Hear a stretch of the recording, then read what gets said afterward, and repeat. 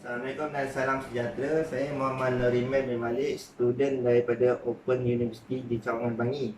Nombor metrik saya adalah 91060860170001.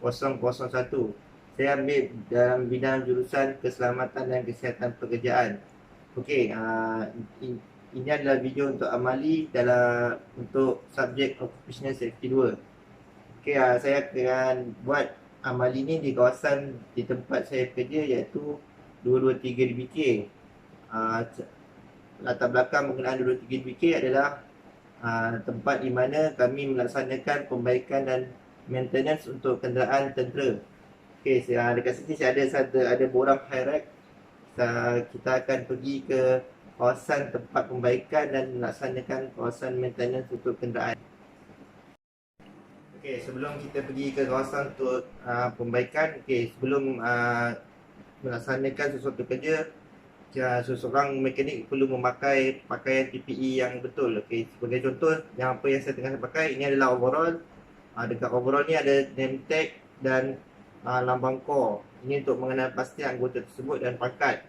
Dan untuk bagi untuk safety, seseorang mekanik perlu memakai safety boot ataupun spike boot.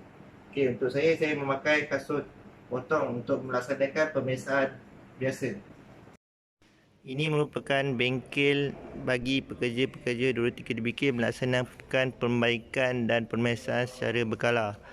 Okey, ini adalah contoh kenderaan tentera iaitu 3 tan Highcom Handalan 2 yang dibuat pembaikan dan pemeriksaan secara berkala oleh pekerja-pekerja 223DBK.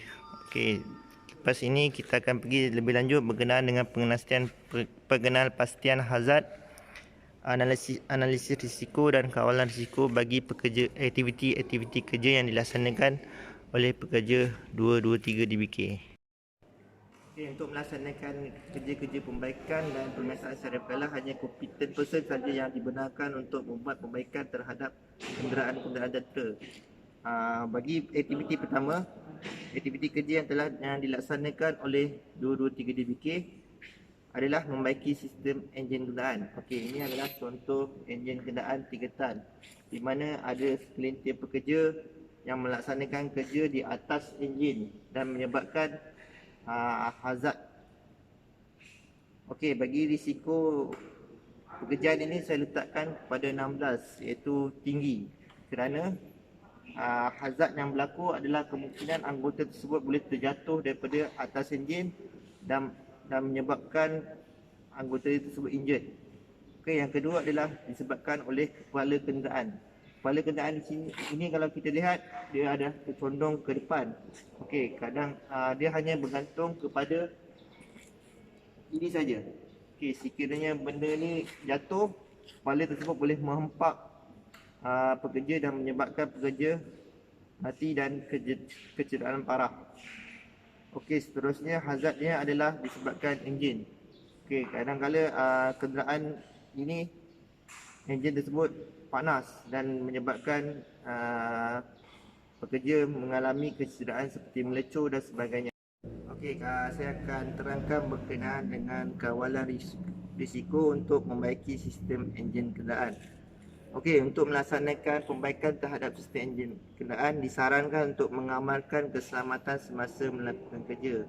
Okey, bagi melaksanakan sistem pembaikan tersebut, pekerja tidak perlu memanjat sistem enjin ini dan pekerja boleh melaksanakannya dengan berdiri di atas tangga ataupun kursi yang telah disediakan oleh pihak majikan semasa melakukan kerja perbaikan terhadap sistem enjin. Yang kedua adalah menyendal kepala kenderaan ini seperti kalau tengok di sini, ini adalah tempat penghadang dia. Pastikan lock ini masuk ke dalam kawasan penghadang ini untuk memastikan kepala ini tidak jatuh menghempak kepada pekerja semasa melakukan kerja. Sekiranya tidak ada ini letakkan sebarang sesuatu objek seperti screwdriver ataupun satu batang yang panjang untuk mengelakkan kepala ini menghempak pekerja semasa melakukan kerja. Okey, yang terakhir adalah pastikan semasa melakukan kerja pembaikan terhadap enjin, pekerja perlulah memakai sarung tangan untuk mengelakkan terkena bahagian-bahagian cecair-cecair ataupun bahagian-bahagian yang panas dan menyebabkan kecederaan kepada pekerja semasa melakukan aktiviti pembaikan terhadap sistem enjin. Okey, aktiviti kerja yang kedua adalah aktiviti kerja melakukan pembaikan terhadap sistem gearbox. Semasa melakukan pembaikan terhadap sistem gearbox, pekerja di 223 DBK akan melakukan pembaikan di bawah kenderaan kerana gearbox terletak di bawah kenderaan. Okey, setelah saya telah mengenal pasti beberapa hazard disebabkan semasa melakukan pembaikan sistem gearbox.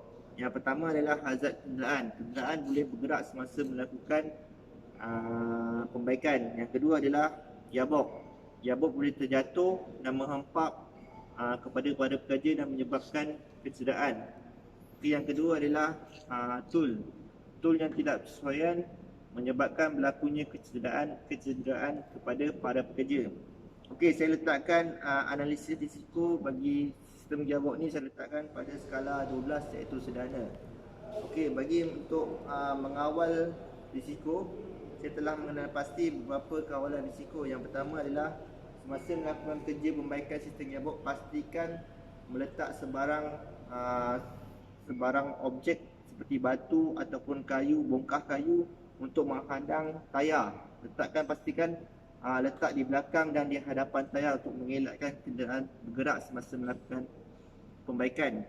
Yang kedua, semasa untuk menurunkan gearbox, pastikan menggunakan jack yang telah disediakan oleh pihak majikan untuk mengelak menampung beban. Okey, semasa melakukan penurunan gearbox, pastikan letakkan gearbox di kawasan jack ini untuk menampung beban dan bagi mengelakkan berlaku kecederaan seperti gearbox mengempak kepada para pekerja. Okey, yang seterusnya adalah pastikan semasa melakukan kerja pembaikan terhadap sistem gearbox, pastikan penggunaan tool yang bersesuaian untuk mengelakkan sebarang kecederaan. Okey, untuk melakukan kerja di bawah kenderaan, pastikan pekerja menggunakan slipper garage, iaitu bagi mengelakkan berlakunya kecederaan semasa melakukan kerja di bawah kenderaan. Untuk aktiviti ketiga bagi kerja pembaikan dilakukan oleh pekerja di 23 DBK adalah kerja membaiki sistem brek kenderaan. Okay, seperti yang dilihat, ini adalah brake modulator, air tank dengan tangki untuk minyak brek. Okey, hazard yang dapat daripada sistem membaiki brek kenderaan ini adalah salah satunya disebabkan ruang yang sempit, minyak brek dan tool. Okey, saya klasifikasikan untuk sistem membaiki brek kenderaan ini, saya klasifikasikan sebagai nombor 3 iaitu rendah. Okey, untuk amalan kawalan risiko berkenaan dengan kenderaan ini, yang pertama kita boleh memastikan kerja dilakukan dengan berhati-hati dan amalkan keselamatan disebabkan ruang yang sempit, pekerja mudah tersepit.